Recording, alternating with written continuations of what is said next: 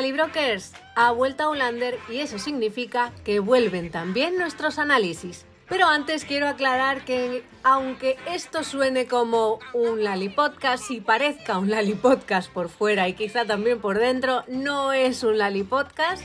Lo que voy a hacer aquí es leerte, digamos, el análisis que está publicado en nuestro blog.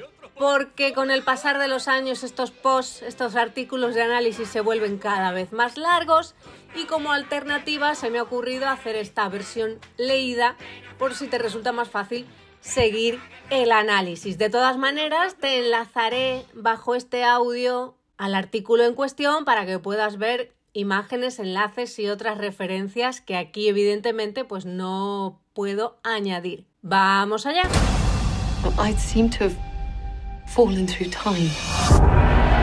Esta semana analizamos el episodio 7-9, Asuntos pendientes, Unfinished Business, donde arrancamos con una title card, ya sabéis, esta imagen sobre la que aparece el título del episodio, una title card que está dedicada a la hija que perdió el joven Ian con Emily. Y me ha parecido un detalle muy bonito porque es como el cierre final que necesitaba Ian para seguir adelante.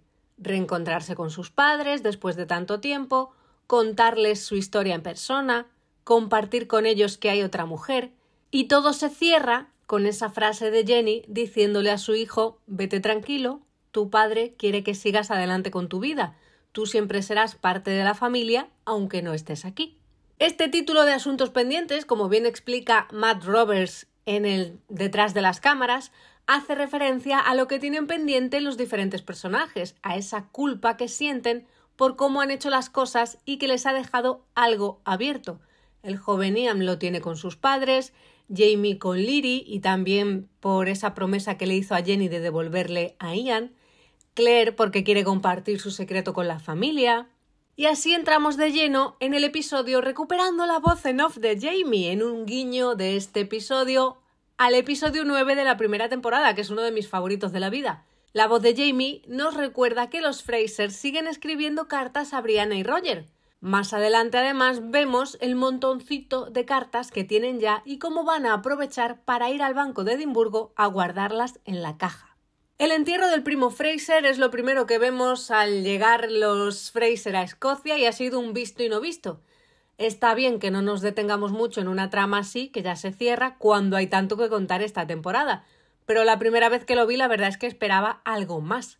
Porque además, más adelante, Jamie, cuando habla con Claire, hace referencia a las palabras que Hugh dijo en el funeral. Eso de tener asuntos pendientes, estar lejos en una tierra que no es la tuya y demás. Pero en fin, trama cerrada y a otra cosa.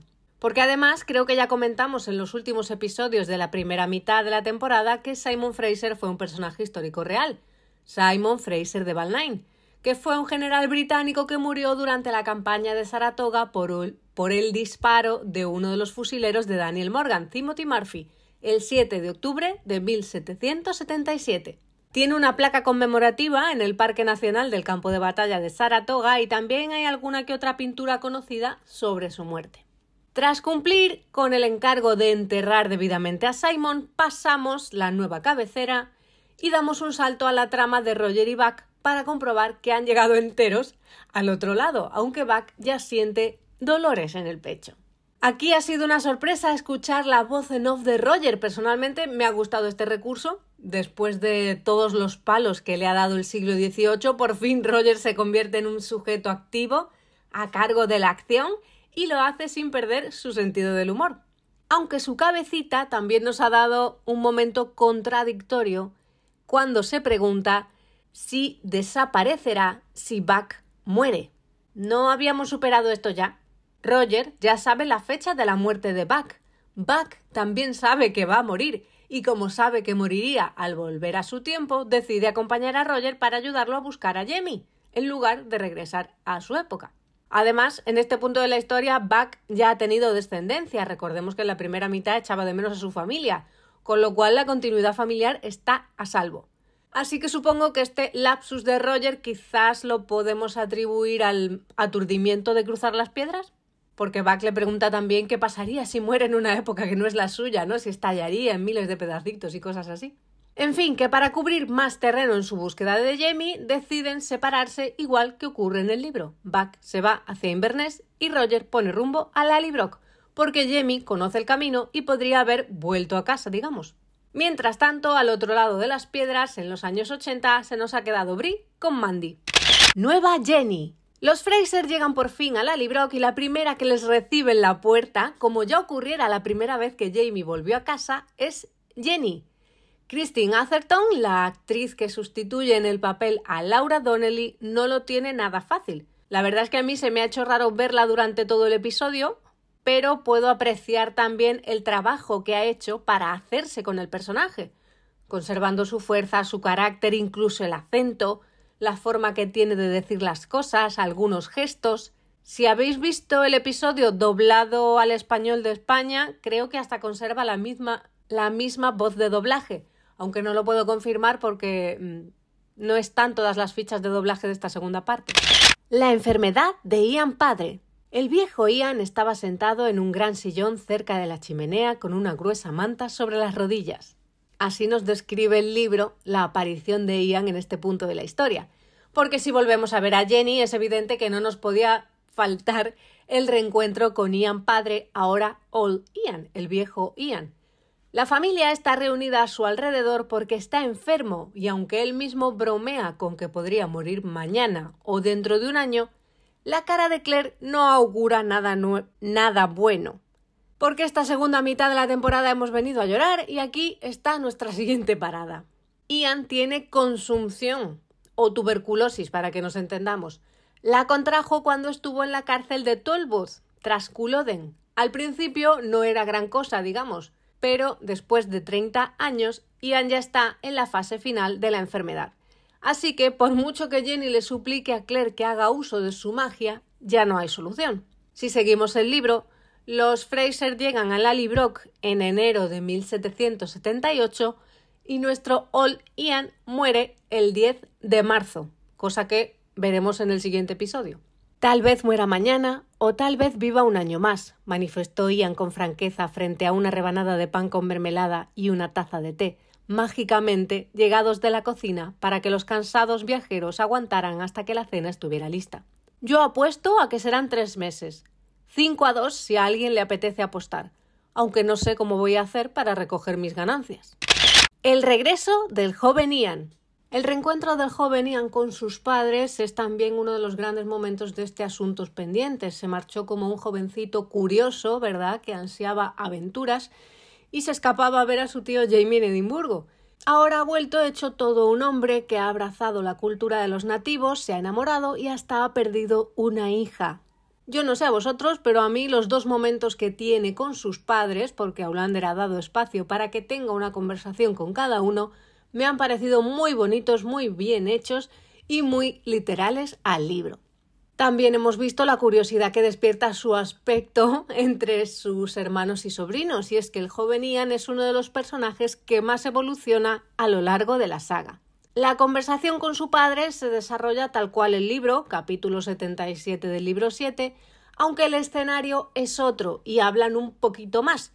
Además de hablarle de Rollo, de su hijo, el más rápido de los lagartos, y de Rachel, el joven Ian le habla también de la muerte de la señora Buck, y su padre intenta darle consuelo. Cuando salen al páramo, el escenario de la conversación en el libro, Ian le cuenta a su hijo cómo perdió la pierna en Francia y murió por primera vez. Y su charla termina igual: no tienes que esperar a que me muera, tienes que ir a buscar a tu jovencita. Un hombre necesita una esposa y una buena esposa es el mejor regalo que Dios puede hacerle a un hombre. Me iré mucho más tranquilo si sé que estás bien arreglado en ese sentido. Esto sale del libro directamente. En cuanto a la conversación del joven Ian con Jenny, también tenemos más en el libro, claro, capítulo 83, contando ovejas. Ian no puede dormir, ¿vale? En el libro se nos da un poco más de contexto de el tiempo que los Fraser pasan en Lallybroch, cómo Ian se sienta junto a su padre a lo largo de los días. Pues uno de esos días no puede dormir y cuando decide levantarse y salir se encuentra a su madre, a Jenny, contando ovejas, literalmente. De ahí pasamos después a la escena que vemos en televisión, aunque la serie creo que ha cambiado la lápida de la hija de Ian y ha puesto Isabel en lugar del nombre Mohawk, Jexa o Iexa, no sé cómo se leerá, pero en fin. El resto, pues al final la conversación termina igual. No pasa nada, ve a buscar a tu muchacha, siempre estarás aquí con nosotros. Otra frase que sale del libro. Y fin, el joven Ian puede marcharse, aunque es muy dura la imagen que nos ha dejado la serie. Ian padre, con sus ropas, ¿verdad? Un poco de gala, su tartán, completamente vestido, el pobre tan blanco, despidiéndose en la puerta de Lallybroch, y el joven Ian sabiendo que esa es la última imagen que verá de su padre. Claire, Jamie y su habitación en Lallybroch. Jamie y Claire están afectados por la situación de Ian porque al menos en el libro ninguno sabía de su enfermedad. Aunque aquí vemos que Jenny le dice a su hijo que les escribió una carta. Jamie apunta que quizá llegase cuando ya se habían marchado. Ya en la habitación del Lair, Jamie le confiesa a Claire cómo se siente. Igual que se sintió ella al volver hace 20 años, como alguien ajeno que vuelve a un mundo que había sido el suyo, pero ahora todo es diferente. Es una sensación que a mí me ha recordado también un poco a aquel Jamie que se sentía como un fantasma que ya no encajaba tras haber sobrevivido a Culloden. Claire le consuela diciendo que no todo lo que ha pasado en Lallybroch han sido cosas malas. En esa misma habitación se dijeron te quiero por primera vez. Y aquí está la explicación de por qué el clan se llama Clan Lallybroch. Es muy bonito y emotivo tenerlos de vuelta en este escenario tan mítico. Todo esto, el regreso, el reencuentro y el momento en la habitación, la verdad es que sale bastante literal del capítulo 76 del libro 7. El reencuentro con Liri. Uno de los grandes momentos de este episodio es el reencuentro de Jamie con Liri, su asunto pendiente, quien además lleva la misma peluca que cuando Anne Banlan interpretó a la señora Fitz, por cierto. Antes de llegar a ver a Liri, tenemos una escena muy simpática en la que Jamie va a pedirle permiso a Claire para ir a verla, un diálogo que sale también del libro. Jamie cree que es lo correcto, hablarlo con su mujer, pero también sabe los antecedentes que tienen ambas y seguro que no quiere ni recordar que la última vez que los tres se vieron las caras, él acabó con un disparo en el culo y Claire cogió el camino dispuesta a marcharse. Está claro que Jamie no quiere volver a perderla y conociendo a su Sassenach quiere hacer las cosas bien e ir de frente esta vez, porque esconder entonces su matrimonio con Liri le salió fatal. En el libro es verdad que Jamie se dirige primero a Jenny para pedirle noticias de Liri y luego va a pedirle permiso a Claire en el capítulo 78. Por cierto, que en esta conversación con Claire me encanta el guiñito a las manzanas, a esa obsesión entre comillas que tiene Claire por la fruta fresca para conservar todos los dientes y lo poco que a Jamie le gustan, que prefiere el queso, como ya vimos esta temporada también en el episodio 4. La trama de Liri en el libro tiene más desarrollo, obviamente, y también más fondo del que se ve en el episodio. Pero como en televisión vamos cortos de tiempo, creo que no lo han resuelto del todo mal. La esencia de este encuentro es que Jamie quiere disculparse con ella por haber contribuido a que no sea feliz, y aunque Liri sigue furiosa con Jamie porque piensa que él nunca la entendió, se ha enamorado de su sirviente Joey. El diálogo que mantienen también sale del libro bastante literal, aunque no sé si se llega a decir el nombre del tipo con el que Liri tonteaba entonces, cuando le quisieron dar aquella paliza en Lioch. Pues el tipo en cuestión se llama John Robert MacLeod y estaba casado y con hijos. En el libro, como decía, esta historia continúa un poquito más y me habría encantado ver esta parte, pero asumo que no hay más espacio, que lo vamos a hacer. Ya me han dado ese momento de Jamie confesando sin decir nada que amaba a Claire desde el primer momento en que la vio, ¿qué más se puede pedir? Tras visitar a Liri, Jamie se siente celoso y no entiende bien por qué. Hablándolo con Claire, llegamos al quid del asunto. Jamie ve que ella ya es feliz con otro y no entiende por qué él no pudo hacerla feliz. La realidad es que él nunca la entendió. Su única experiencia con la que comparar su relación con Liri es Claire y no tiene nada que ver la una con la otra, porque Claire siempre fue muy directa con él. Os diría en qué parte del libro está esto, pero la verdad es que yo lo recuerdo de cuando lo leí, pero soy incapaz de encontrarlo. Después de su momento con Liri, Jamie le pregunta a Claire eso de ¿alguna vez has tenido alguna duda de que te necesito? En su momento a solas por el camino, después de hablar con Liri, Jamie se da cuenta de que ella tenía razón y él nunca la necesitó. De ahí estoy hablando del libro, ¿vale? Jamie se lleva después a Claire a ver la cueva del Dunbonet y en el paseo por el bosque aparece la pequeña Joan y Jamie se la presenta a Claire, que hasta el momento pues no se conocían, ¿vale? Después de hablar con ella, Jamie y Claire llegan a un lago y Jamie va pensando en que si Lily hubiese sido su primera mujer, su idea de las mujeres sería distinta. La pequeña Joan. La serie nos ha introducido muy bien a la pequeña Joan, la hermana de Marsali, que ya no es tan pequeña. Ese momento llamando a la puerta, que ya casi ves a Jamie recibiendo a Roger con los brazos abiertos, ha sido una gran transición para que el público se dé cuenta de que en realidad Roger está en otra época. Pero volvamos a Joanny. A mí siempre me ha gustado mucho la relación que tiene Jamie con ella, porque para Joan fue de verdad como un padre y para Jamie una oportunidad de hacerse cargo de los hijos que nunca pudo cuidar. Hay algo muy tierno entre ambos. Además, recordemos que él estuvo de acuerdo en casarse con Lily por las niñas, por Marsali y Joan, porque pensó que necesitarían un padre y él, en ese punto de la historia, estaba necesitado de una familia. Joan ya es toda una mujer y también tiene sus propios planes. Quiere convertirse en monja. El problema es que como su madre, Lily, no se casa con su nuevo amor, porque eso supondría perder el acuerdo con Jamie y las tierras que posee, Joan cree que tiene que quedarse cuidando de su madre para que no viva en pecado. Que esto es también lo que le dice el cura, que tiene que quedarse en casa y cuidar de su madre como corresponde. En la serie, Jamie consigue llegar a un acuerdo con Lily. Ella se queda con las tierras y Joan puede irse a hacer su vida con una pequeña pensión. Pero en el libro es Claire quien negocia con ella gracias a la trama de Henry Christian, el hijo con enanismo de Fergus y Marsali. En la saga, Claire tiene que volver a América porque Henry Christian está enfermo y ya de paso opera a Henry, el sobrino de Lord John. Así que Claire le promete a Lily que salvará a su nieto si ella acepta casarse con su nuevo amor y renunciar a la pensión de Jamie, dejando así libre a Joan. Esto anda por el capítulo 82, ¿vale? Pero en la serie, como no vamos a ver a Fersali por problemas de agenda, la excusa para volver a América es el primo Henry a secas. Y Claire queda fuera del acuerdo con Lily. Total, que aquí tenemos otro diálogo que sale casi tal cual del libro, con la diferencia, como digo, de que Claire está presente y ese acuerdo incluye a Henry Christian. Bueno, es verdad que en el libro también está presente Ned Gowan, el abogado, todavía vivo, para poner en marcha este nuevo acuerdo. Michael y el secreto de Claire. Volver a Lallybroch no solo significa encontrarnos de nuevo con Ian y Jenny, también con sus muchos hijos.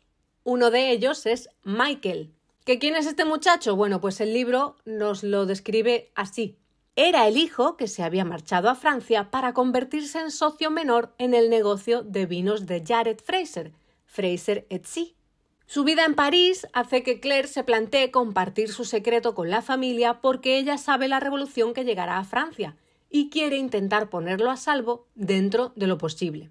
Como ella misma le recuerda a Jamie, hay muchas variables en juego como para cambiar grandes eventos de la historia, pero sí pueden contribuir a que haya personas que se salven, como ocurrió tras Culloden con los hombres de Lallybroch. La maga del tío Jamie es una expresión que aparece en el capítulo 80 del libro, cuando Claire conoce a Michael, ya adulto, claro. ¿Es así como me llama la familia?, responde Claire. Menos mal que llega Jamie al rescate y nos suelta eso de no existe una palabra que defina lo que es, pero tiene conocimiento de cosas que acabarán pasando. Y si queréis saber más de las aventuras de Michael y Joan, ambos acaban juntos en París. Podéis leer más al respecto de lo que hacen por allí en la historia corta de Space Between o El espacio intermedio, que la podéis encontrar dentro del librito de 7 piedras para resistir o caer, donde sabemos qué le pasó a la esposa de Michael, que se menciona en el episodio, o qué tal le va a Joan en el convento. El grito de Jenny. Este momento también está en el libro. Jamie está muy contenta de que su hijo haya llegado a tiempo para despedir a su padre, pero también está dolida con Claire por no salvar a su marido, y se lo dice a Jamie. ¿Para qué sirve una maga que es demasiado inmisericorde como para levantar un dedo y salvar a Ian?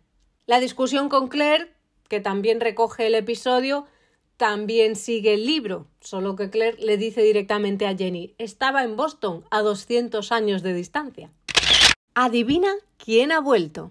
En este episodio ha quedado claro que nunca sabes quién te puede abrir la puerta. Allá que iba Roger todo confiado en encontrarse cara a cara con los Murray y resulta que quien le abre la puerta cuando llega Lallybroch es Bryant Fraser. ¿Pero en qué época está Roger? En 1739. ¡Sorpresa! Y claro, tras la sorpresa inicial, Roger intenta calcular en qué momento de la historia está con la información que tiene. Mientras tanto, Bryant le ofrece su ayuda para encontrar a Jamie y corre la voz entre los arrendatarios. En la reaparición de Andrew Whip como Bryant Fraser, la serie ha vuelto a jugar con el vestuario. Si en temporadas anteriores habíamos visto a Jamie heredando el abrigo de su padre, aquí vemos cómo Bryant lleva un abrigo que ya le hemos visto a Jamie. Precisamente en el episodio de las rentas, cuando ya Claire y Jamie están en Lallybroch. Al respecto de este juego con el vestuario, la diseñadora de vestuario de Outlander, Trisha Biggar, tiene algo que decirnos. Dice, la ropa se usaba indefinidamente mientras duraba y a menudo se adaptaba a la moda futura. No era raro que las prendas se transmitieran de generación en generación. De hecho, en este episodio vemos también cómo Ian le da a su hijo su abrigo de tweed antes de que se marche. En este momento de la historia hace también una aparición fugaz Aul John, el padre de Ian, con información de que al parecer han visto a un hombre hada con ropas extrañas. Pero yo la verdad es que tengo dudas de que sea Rob Cameron. Y si habéis leído los libros, pues lo mismo dudáis igual que yo. También vemos aparecer por aquí en 1739 a una joven Jenny, enamorada ya de Ian, o al menos parece que ya hay algo entre ellos. Una Jenny en la que Roger no puede evitar fijarse hasta despertar las suspicacias de Bryant. Roger tiene que aprender a disimular un poquito si no quiere acabar como la última vez, llevándose una paliza y colgado. En este episodio, Christine Atherton, nuestra nueva Jenny, no solo tiene el reto de asumir el papel que antes interpretó Laura Donnelly, sino que tiene que aparecer en dos épocas distintas, en 1739 y 1778. ¿Cómo diferenciar a una Jenny de otra? Pues aquí tenemos de nuevo a Trisha Biggar explicándonos cómo han matizado el personaje con el vestuario. Abro comillas. Vemos a una Jenny más joven en 1739, más aventurera, así que la vestimos con un tweed de lilas, fresco, a juego con el campo. Y cuando la vemos en 1770, lleva colores más otoñales, más naturales, marrones cálidos y rojos, pasando así de un tono juvenil a uno más maduro. Usamos piezas antiguas en ambos periodos. En 1739, la moda para las mujeres era la estomaguera, que es esta pieza que encaja en el centro del corsé. Las mujeres podían tener un solo corsé y varias estomagueras para así tener diferentes modelos. El delantal era también una pieza de moda en 1770, que muchas mujeres llevaban más como un accesorio que por cuestiones prácticas. En este episodio, el equipo de Outlander se ha encontrado además con el reto añadido de manejarse entre tres épocas distintas, lo que ha significado tener que adaptar Lallybroch a cada una de ellas, porque aparecen las tres. Traer de vuelta a uno de nuestros personajes principales de la serie, Escocia, es una belleza. La echas de menos cuando no estás allí.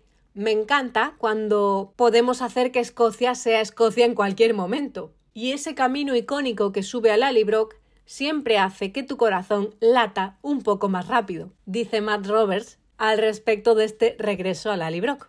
Sobre el reto de adaptar Lallybroch a tres líneas temporales diferentes, el decorador Stuart Bryce, que ha estado en Outlander desde el principio, se mostró nostálgico al recrear este escenario a lo largo de las décadas, y dice lo siguiente: los nuevos toques, como los murales de Mike Gunn, fueron una gran incorporación, pero en esencia no tuvimos que cambiar demasiado. Lo mantuvimos lo más fiel posible al Lallybroch original. Los tapices del comedor habían estado guardados y faltaban algunas piezas, por lo que encontrar los planos originales y tener que recrearlos fue un desafío. Para el diseñador de producción, Mike Gunn, ahora que vemos Lallybroch en 1739, en 1770 y en 1980, era importante reconocer de inmediato que Roger estaba en una época diferente. Así que se le ocurrió la idea de que detrás de los increíbles tapices de la primera temporada había murales creados en la época de Brian Fraser, escondidos después de Culloden y luego descubiertos por Bree y Roger en los años 80. Otro escenario icónico dentro de la Libro, que es la habitación del Lair, ¿verdad? Con el icónico papel azul de pared. Y esto es lo que nos dice Stuart Bryce, decorador, al respecto de esta habitación. Abro comillas. Hay algo en ese azul que hace que la piel de las personas se vea increíble y realza esas primeras escenas románticas de Jamie y Claire. Cuando decidimos volver a armar la habitación, aunque estaba exactamente como debería haber sido, por algún misterio la habitación era más grande. Algo tuvo que pasar allí. En fin, la última sorpresa del episodio nos la ha dado Gaylis. Como Buck sigue con sus dolores, Roger lo lleva con la curandera de la zona, que no es otra que Gaylis Duncan. Y aquí llega la pregunta.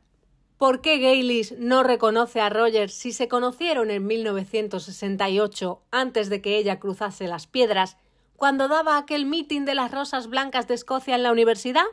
Bueno, pues yo creo que aquí la serie nos puede decir aquello de que solo fue un encuentro y que con lo concentrada que estaba Gaylis en sus planes, desde entonces hasta ahora puede que simplemente no se acuerde. Si lo analizamos un poquito, Roger está en 1739 y Gaylis lleva ahí en esa época, en el pasado, desde 1733, 6 años. Pero es que además ella cruzó las piedras en el 68 y Roger lo ha hecho en los años 80. ¿Cuántos años van entonces? En fin, que habrán pasado muchas cosas y puede ser que ni recuerde a Roger, ¿no? En el libro, aunque ahora no recuerdo bien Atrapada en el tiempo, diría que Roger y Bree no se veían cara a cara con Gaylis. Esto fue algo que hizo la serie. Sino que Roger, en el caso del libro, Roger llevaba a Bree a casa de Gaylis con una excusa y allí se encontraban con su marido, que es quien les cuenta la obsesión que tiene su mujer por la historia y demás. Sin embargo, en la serie, la que visita la casa de Gaylis es Claire. Volviendo al episodio, aquí la serie nos ha cambiado el orden de los acontecimientos con esta aparición sorpresa, porque según el libro, es al final de estas aventuras de Roger y Buck, digamos, cuando Buck siente curiosidad por conocer a Gaylis y se la encuentran con McEwan, al que ven aquí por segunda vez. Pero como no sabemos lo que va a pasar con McEwan, no me quiero adelantar mucho más y veremos si el episodio 10 nos aclara algo más. Y hasta aquí llega la lectura de este análisis del episodio 9, Asuntos Pendientes. Te remito al enlace que te dejaré en la descripción de este episodio, que te llevará al artículo del blog, con fotografías, enlaces y demás, y todos los materiales extra de este episodio, es decir, las fotos promocionales, el tras las cámaras, el dentro de Outlander e incluso el podcast oficial con Matt. Nosotros nos escuchamos en el siguiente análisis. ¡Adiós!